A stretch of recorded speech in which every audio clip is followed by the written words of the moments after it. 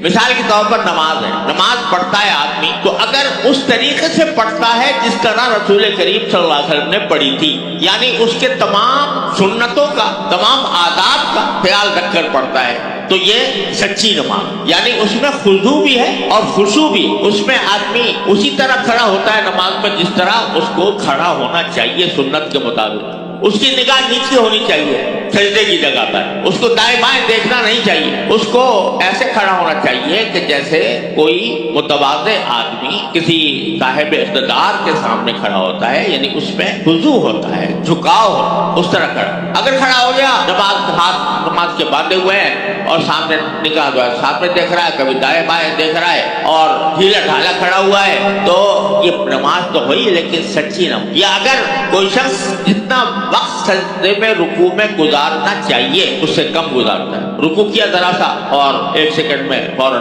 جلدی سبحان ربی العظیم پڑھ کے اور سیدھا کھڑا، ابھی پوری کمر جھکی بھی نہیں تھی اور پھر سیدھا ہو گیا، اور سجدہ کیا تو وہ جلدی سے پیشانی زمین پر ماری اور فوراً اٹھا لیا، تو یہ نماز سچی نہیں، اس نماز میں صدق کا فقدان ہے۔ چنانچہ ایک صحابی نے اس طریقے سے نماز پڑھی تھی حضور اقدس صلی اللہ علیہ وسلم نے، تو آپ نے فرمایا صلی فإنک لم تصلی، جاؤ دوبارہ نماز پڑھو کیونکہ تم نے نماز نہیں پڑھی، اس نماز کی نفی کر، کیونکہ رکوع صحیح طریقے سے نہیں کیا، سجدہ صحیح طریقے سے۔ تو اگر نماز کو سچے طریقے سے، صحیح طریقے سے ادا کیا جا رہا ہے جیسا کہ اس کے فرائض ہیں، واجبات ہیں، سنتیں ہیں، ان سنتوں کے ساتھ ادا کیا جا رہا ہے تو نماز سچی ہے، ورنہ نماز سچی نہیں ہے، نماز میں سچائی نہیں۔ اگر اللہ کے لیے پڑھی جا رہی ہے تو نماز سچی ہے، اگر دکھاوے کے لیے پڑھی جا رہی ہے نماز سچی نہیں ہے، جھوٹی ہے۔ صدقہ ہے، زکوٰۃ ہے، وہ اگر اس طریقے سے دیا جا رہا ہے جیسے کہ حکم ہے کہ کوشش کرو کہ اخفا کے ساتھ دے دو، اور جب دو تو دینے کے بعد کسی پر احسان نہ جتاؤ،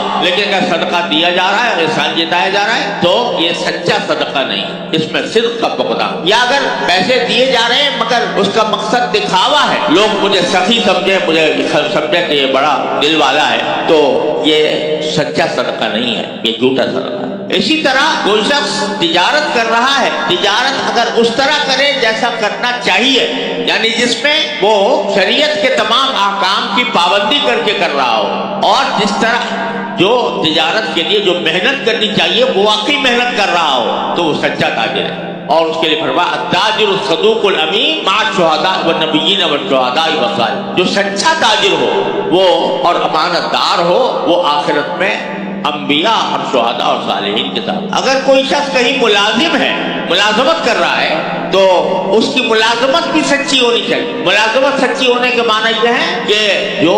فرائض اس کے ذمہ عائد کیے گئے ہیں ان کو ٹھیک طریقے سے ادا کرے، جو وقت اس نے اپنا بیچا ہے ملازمت کے ذریعے وہ وقت پورا دے۔ اگر اس میں وہ کمی بیشی کر رہا ہے، دیر سے آتا ہے اور جلدی چلا جاتا ہے، تو یہ سچا ملازم نہیں ہے، وہ ملازمت سچی نہیں ہو۔ تو دنیا کے ہر کام میں سچائی اور جھوٹ موجود ہے۔ سچائی یہ ہے کہ جو کام بھی کرو اس کے صحیح طریقے سے انجام دو، کوئی بھی کام ہو وہ اگر صحیح طریقے سے انجام دو گے تو وہ سچا ہے، اور اگر غلط طریقے سے انجام دے تو وہ جھوٹا ہے، یعنی وہ سچا نہیں ہے۔ تو صدق جو مطلوب ہے، سچائی، اس میں زبان کی سچائی بھی داخل ہے اور عمل کی سچائی بھی داخل ہے۔